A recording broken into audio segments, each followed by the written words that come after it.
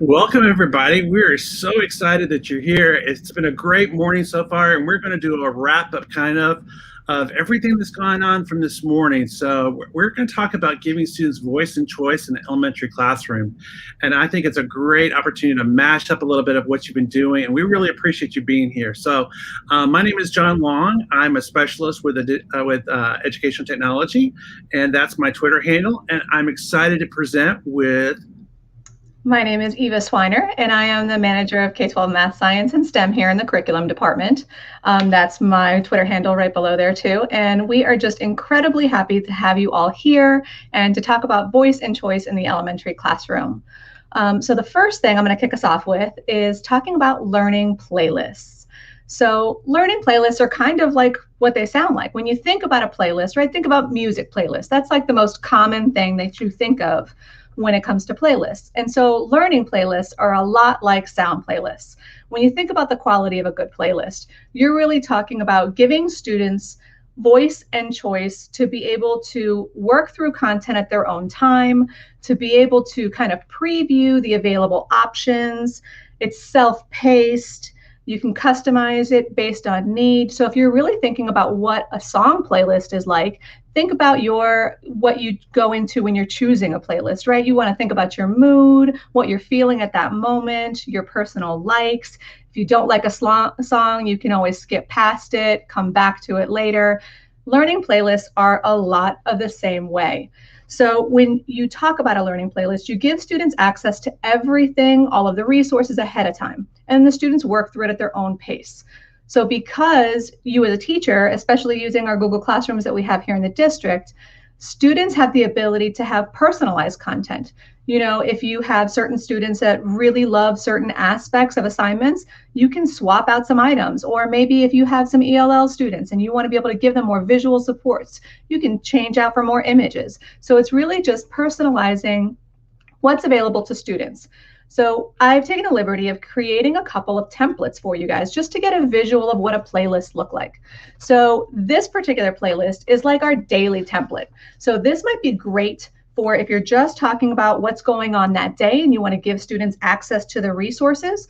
Or it's really great for our lower elementary classrooms where they may not be able to read a lot of text, but you can embed some key features into this template that allows students to be able to interact and engage. So for example, this topic that was chosen, you might have seen or learned about from the Flipgrid session earlier today. So they talked a lot about comparing flowering and non-flowering plants and their characteristics. So we're taking that one step further and adding in some other content from some of the other sessions to talk about how this could all work together to give students voice and choice.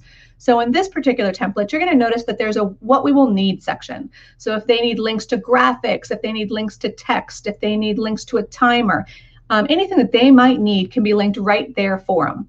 You're going to notice that underneath in the blue box at the very bottom, you can embed audio. So if you have young learners who maybe can't quite read all of the content, you can actually give them the directions orally. You can have links to an exit ticket, and then all of the assignments that they're going to be working through. So just to give you a couple of examples from this morning, what the to-dos are on this particular lesson, we're using Spark Post to find images of flowering and non-flowering plants. You could use Flipgrid to have your students record an explanation to a friend, telling them the difference between the two of them. Or they could use Jamboard to use a compare and contrast chart of the differences between flowering and non-flowering plants. So this is just one of the ways that you can mash up all of those different resources and tools you learned about in the earlier sessions to give students voice and choice in a playlist environment. The other template is a little bit more in depth. Maybe for our upper elementary kids, or maybe it spans a whole week as opposed to a day. Really, you have the ability as a teacher to personalize this as much as you want. So, for example, you learned about in Spark Page, the way to be able to kind of take all of these different graphics, icons, videos, text, and be able to put them all together in one location. So the great thing about that is now you can give students some guidance, give them all the resources in their Spark page, and let them interact with it at their own pace. So they can do it in any order, they can work together, and they have the learning target for the day as well as their important words, their vocabulary, their and key questions that you're going to want them to develop. So they can use this page as kind of a reference tool for all the things they have to do, and you can use Spark Page to be able to organize that content so it's a one-stop shop for those kids. Then you can leverage the resources that you learned about, like Flipgrid, like Jamboard, to be able to make those components interactive and user-friendly for all the students in your class. Next up, I'm going to turn this over to John so that he can talk about app smashing. All right, so we're going to mash it up. Are you ready to mash it up? Okay, so we've got some examples here. Did you know that you can take things from Adobe Spark and move them into Flipgrid? Wow, I know that blows my mind. You can also do things like moving Flipgrid into the Jamboard or using Adobe Spark into Jamboard. So I'm going to show you some examples here. So I'm going to go over here to my screen here, and I've got a couple of examples. Now you've seen some great people showing things from Adobe Spark this morning. We had Chrissy, and we had Laurie, and we had Tasha, and they did an amazing job of showing you those. So I'm just going to show you a couple here. So I'm going to go into this project and show you what I've done. I've actually been using Adobe Post to actually create some graphics to share into my videos and stuff like that. So like this is, I don't need the tips. So this is my example. So I don't use the templates. You can use the templates if you want to, but you don't have to. So like I created this in Post and moved this into video. And I actually jumped the gun here. So let me go back here. This is the graphic that I want, is what I started off with.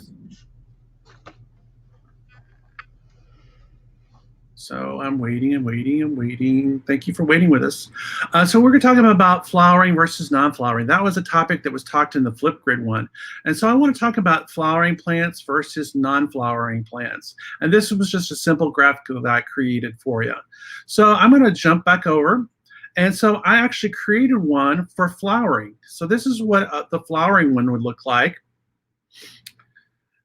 And I'm going to slide that over so you can see this, and I can just get rid of this. Don't know what the design there.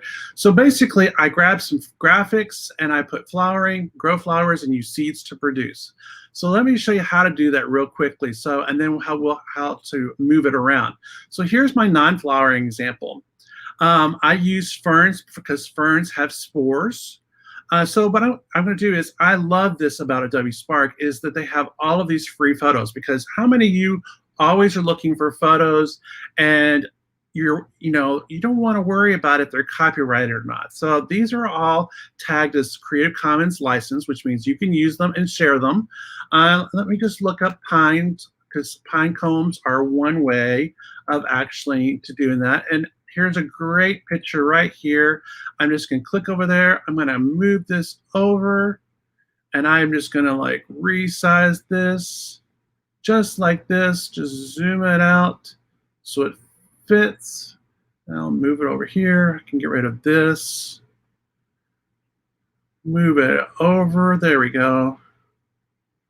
And then I'm going to just tweak it just a little bit. The other thing I'm going to do is add text. So I can add text to this just by clicking here. I'm just going to click add my text. I'm going to type in non-flowering, and I click done, and there it is. And I can come over here and move it. And then I'm going to come over here and add more text using spores to reproduce. There we go, click done, move it over here. One thing I love about using this text is, like, I love the dynamics where I can click on something and it will enlarge the font, where I don't have to go and actually tweak it over here. I can actually do it within the graphic. So let me just get rid of all this.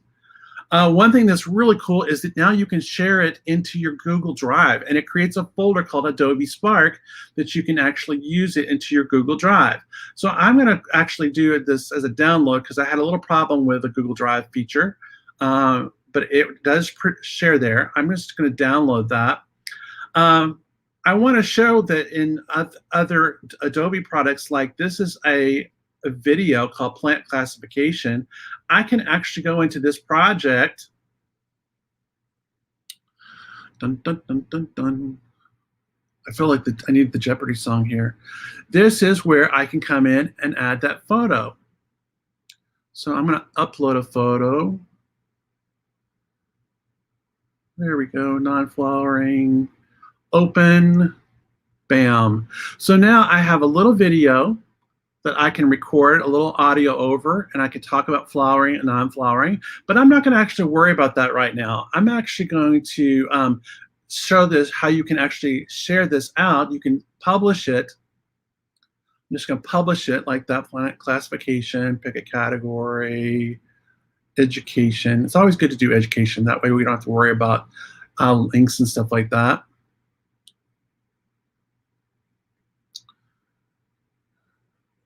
Creating your link. Dun, dun, dun, dun, bum, bum, bum, bum, bum, bum, bum. And as I'm waiting, it's creating that link for me. You can use this link to post into other apps and stuff like that. So you can use it into Google Slides. You can use it into your Flipgrids. And so they can use this Flipgrid and use it to describe the difference between flowering and non-flowering plants, or like kids actually have a discussion. So I just wanted just to have that link, and I'm waiting and I'm waiting. And oh, yay, there it is. Copy. And then notice down here that I can actually post this into my Google Classroom. I can email it to my students if I want to, but I am just going to go over here into my topics. Here's one topic I created. I just used the graphic, but I'm going to go back to other discussions, and I'm going to create a topic, and we'll call this characteristics of plants. Can you tell the difference between flowering and non-flowering? So this is a great way to do like an exit ticket, or if you wanted to kind of see where they're at. So this is where I can actually pull in an uploaded video. I can pull in all of these other types of mediums, but look, there's Adobe Spark as well. I can actually go in and enter Adobe Spark link. Add. There's my video right there. I need to make sure I put in my right domains, and you guys remember from the Flipgrid that at palmbeachschools.org, and also I need to do for students at stu.palmbeachschools.org. You can actually come in here and say if you wanted to add comments where the students can do comments. I want this to be moderated. I want this to be less than a minute. I want to be about a minute. Actually, you know what? Let's make it 45 seconds. And then I can click Create Topic and share this with my students in my Google Classroom. I can copy that. I can post it there. All set. And there I have another way of actually doing it. One more thing I want to show you is that we can do this all in Jamboard as well. So I'm going to go over here into Jamboard, and I've already got my characteristics of flowering going over here. Just I've imported my graphic. So let's do that over here. So I can go over here and I can upload the graphic. And there's non-flowering. Thank goodness the internet's working today. And I can move it over here, and I'm going to resize it. One thing you need to remember in Jamboards, and they did a great job showing the Jamboard session last session, is that you can only have up to 49 users, and also you can only use images. You can't use PDFs. So if you can convert PDFs into images, you can import those. And all I've done is gone down here and I've matched the green with the green and the pink with the pink, but you don't have to do that. And I can go in and type another sticky note, spores on ferns use the wind to reproduce on ground. And I'm not good about typing under pressure, so let me just fix that. Reproduce ground. Oh, sorry, ground. Save. And I click cancel to remove that. And there, I've gone through. One thing I love about Jamboard is that I can use this tool up here to actually go in between and have different groups of kids doing different parts of the project, so they can come up with this and they can share it. You can record this using Screencastify and then post it in Flipgrid and use it there. But I wanted to show you that you can take things and go between apps, because the whole idea behind the voice and the choice is that you give kids the choice of which tool they want to use to actually fulfill the project of what you're trying to do with your students. So like if you're wanting them to actually identify the characteristics, they would have to figure out which tool would be suited for them. They could create the graphics in Adobe Spark and then import them into Jamboard, or they can use Flipgrid as a collaborative discussion to talk about the differencing between a flowering and a non-flowering plant. So we're going to switch it over to Eva, and we're going to talk about the next thing, which is choice boards, and we're going to both talk to you about that. So take it away, Eva. Thanks so much, John. So yeah, choice boards have been around for a really long time. Teachers have been using them for eons and been using them in a lot of different ways. But one of the things that we're going to talk about today is really ways that we can leverage choice boards to be able to give students voice and choice in what they're creating, the tools they're using to do it, and their learning profiles, so that we can really start talking about creating personalized learning environments special to our kids, their needs, and their readiness. So when you're talking about choice boards, one of the great places to start is, what is it? So it's basically just a gridded graphic organizer. And students have the option to choose the way they want to show their mastery. So some of the ones that I've seen have been, tic-tac-toe, or choose 3 in a row, or you choose by corners, choose at random, color-coded DOK. There are so many different ways that you can build choice boards. You can differentiate the difficulty of the different activities, or you can stay consistent throughout. But one of the things that we're going to talk about today is really just that graphic that you see there. We're going to share that link with you later on. Just different ways to be able to address the learner profile. Like, so who is the student? What are they interested in? What are their loves? And then how do we tie that to the apps that we talked about today, and many, many more that are just available for students, for teachers, to really just bring learning to life. So like I said, I'm going to share that link with that document, but it's just a huge list of different apps that you can incorporate into choice boards to let students' learning come to life. So what you may not realize is that there's actually different ways to use choice boards. So I'm going to highlight 3 of those for you today. So one of them is all about student readiness. It's the process that they're using. The second is student interest. So how are you engaging the students in the learning? And the last one is student learning profile, or like multiple intelligences. It's all about the product that gets created. So I'm going to really briefly just kind of go through each of the 3, and then we're going to have a conversation about how you use all that and its impact on voice and choice in the elementary classroom. So the first one we're going to talk about today is student readiness, or the process. So this particular template that I'm using really leverages a lot of our Marzano language. So when you talk about how to engage them in cognitively complex tasks, being able to let them problem solve, whether they're applying, whether they're comparing, whether it's just straight retrieval, it's all about the DOK and the thinking going on. So when you use a template like this, it really allows you to be able to personalize for your kids, in that you can decide, okay, well, if I know this particular student maybe has a 504 or an IEP, I can pick and choose which tasks I might assign them based on their readiness level. So I can determine, okay, well, for this particular task, I know I'm going to get them at the application level because I want them to know how to use it, and I want them to be able to specify maybe how it exists in the real world.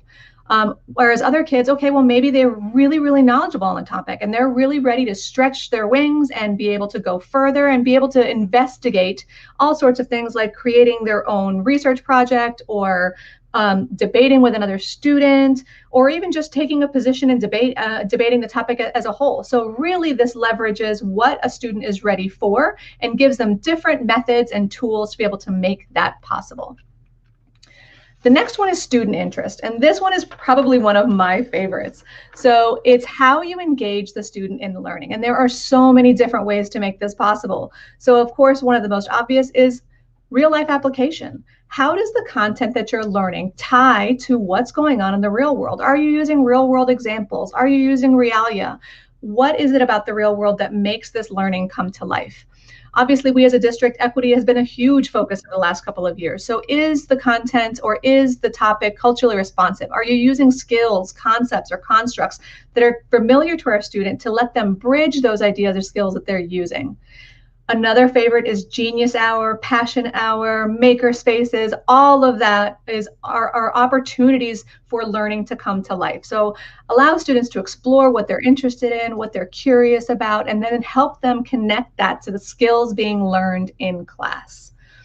We always talk about social and emotional learning here in the district, right? So giving spaces for students to be able to work collaboratively when it's appropriate, as well as giving them time to work individually. Not every project has to be a group project. Some students absolutely love working by themselves. So really just getting to know your students, their personal preferences, the way they like to learn. We're going to talk about multiple intelligences next, and really leveraging that to allow students to be able to work collaboratively, work on those communication skills, and really just become a lifelong learner. Like I said, the last one that we're going to talk about is multiple intelligences. Now, these have been around forever. I know me personally, I tend to be a very visual person. I like to be creative. I like to be able to share ideas. Not always great at my number smarts. Sometimes it takes me a little bit longer. So I know, for me as a learner, what I like to do and how I like to show my mastery. So it's all about giving students option in the product that's created. So for example, if I've got a very verbal, word smart person, maybe Flipgrid is a great tool to be able to have them share their learning because they can verbally share their understanding with students. Maybe another person wants to do it in Spark Post. They love the written word. They want to communicate that through a storyboard or creating some kind of text like a play. So Spark Post is great for being able to share their ideas through writing. So really being able to incorporate all the tools that you've learned about today to be able to engage students in different ways.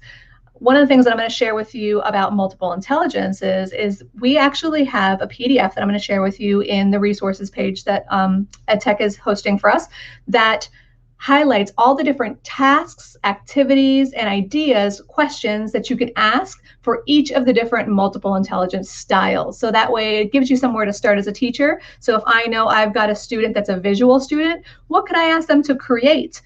Maybe a Spark page that lets them show their understanding visually. Just a bunch of different ideas on how to engage those students in that learning process. Now, I know, John, you've got a lot of great ideas to share on this. Yeah, there's a ton of stuff. I think one of the things that it's hard to show on camera or like this kind of format is a Spark page, because they can actually use that to actually do that nature smart or that word smart. Because I don't know if you're like me, I like to collect words. I like to remember words. One of my favorite words is discombobulate from when I was in 4th grade, and I can actually still spell it. And I always tell kids when I go into the classroom, I love to use the word discombobulate. And I also like to use the word algorithm, since I've been teaching about coding, because algorithm is a process. And we can use those words, and so that's a great way to actually use it in those process. But like music smart, I grew up doing music, so sometimes music is a way to express it. A person that actually is making a music video about a math problem. I remember years ago we had the quadruple. I can't even say it. The quadruple. I can't even say it right. Rap. The students actually made a rap to the formula for a quadrilateral. I don't know if that's the right word or not, but anyway, picture smart. I'm a big picture person. As you can see behind me, I love collecting pictures, communicating. I'm not great with my body, but there are a lot of people that are, and there are ways of doing that using video or text or audio. So there are lots of different things here in the multiple intelligences, and I love just to open it up, just like you do, Eva, in your projects and stuff like that, because I think we learn better collaboratively and, both individually too, because we still have to learn individually, but it's better to do it collaboratively as well. So those are some of my examples that I can think of. So peace out. So lastly, we're just going to open it up to any questions. I know I have seen some great conversations going on in the chat. Takesha is talking about UDL. Yes, 100%. All of this is all about UDL. Really, it's, leveraging students' interests, passions, their learning style to really, really create a space where students have the opportunity to show their mastery, to show their understanding in their truest self. So we're going to be monitoring the chat for just a couple of seconds, answering any questions that we see going on. And we will definitely make sure to share all of the resources today on that website that is right there on the screen, so that you can get any of these templates that we talked about, any of the resources that we shared, and just turn this over and create a space that you can use this content in your classroom. Yeah, there's lots of great resources there. I know that we're going to take 2 of the slides out, the templates that that Eva showed, because she did an amazing job with those, finding those, putting those together. And so we'll create Google Slide templates that you can copy those from so you can use them. And everything is going to be located at that bit.ly, which is bit.ly/studentblooms. And it's going to be, make sure it's case sensitive. I'm sure the link is in the chat. You'll click there. The videos are already there. The slides and other resources will be there. And there's a lot more to share. So if you have any questions, feel free to chat with us. Otherwise, we'll start closing things out because you've had a full morning, PD. All right. So we'll just keep going with that. I want to do a couple of announcements. That website is going to be there. You can actually find it on our website already there. One thing we want to talk to you about is we're excited about our tech conference coming up. For the first time, we're actually going to have a tech conference in the fall. And I'm really excited about this because we've been hoping to do this for a long, long time. And our tech conference is, we want you to save the date, October 15th of 2021 in the fall. And it's called Fast Forward is our theme, a decade of change in a year. Because a lot has changed since March of 2020. And we all have gone through a lot of change, and we want to share some of those changes and how it can still impact as we go into brick and mortar next year, as well as still maintaining, using Google Classroom or Google Meet, or even all the tools that we shared today. And there are so many more tools today. So those are going to be some great things. We're excited. We've been working on that, putting it together. Eva, do you want to say anything to kind of wrap it up for us? I just really want to thank everything the teachers are doing to make our learning possible in this environment. Thank you for sharing your day with us. I know you've got a lot going on and a lot to do. We just really appreciate your passion and your love of learning and just joining the space with us here today to be able to join in the learning fun. Yeah, we really wanted to thank you for being here because we wanted to have something kind of light and kind of engaging because we know you're stressed, we know you're tired. It's been a long year. We still have a little ways to go. And so we're hoping that you can help. These will engage your students and kind of get them out of their funk maybe. And we're excited about this afternoon and our secondary afternoon this afternoon. And we thank you for being here this morning and hope you have a great weekend. And thanks for being here.